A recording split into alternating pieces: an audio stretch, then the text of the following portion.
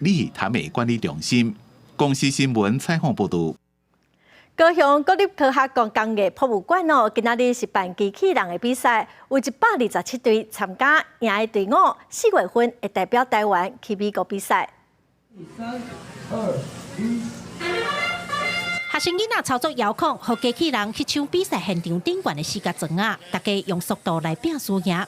高雄科工馆举办 FIRST 机器人大赛台湾选拔比赛，4天的赛程，拢总有172队来参加。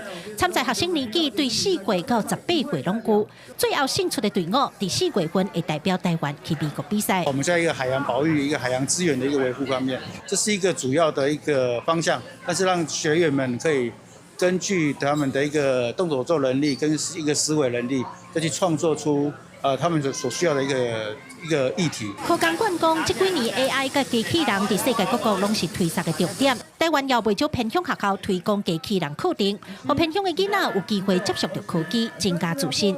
来自南投县的仁爱国中已经连续4年来参加，顶2年拢摕到创新设计奖，今年摕到佳作。老师讲，因大部分拢是原住民的囡仔，以早敢若行运动这条路有出发，但是即摆因加一项新选择。其实我们想说，也让小朋友也能够参加一些运动以外的东西，所以我们就推广一些科技类的东西，让小孩去做。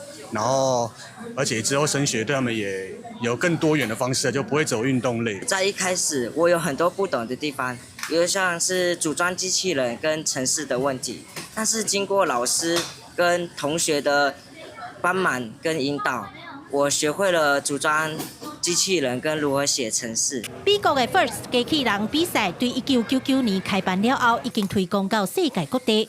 今年台湾区的选拔比赛进入最后的阶段，25天参加的拢是4岁到6岁囡仔，小小年纪也展现因对做机器人的热情。记者柯嘉如、邱朝阳高雄采访报道。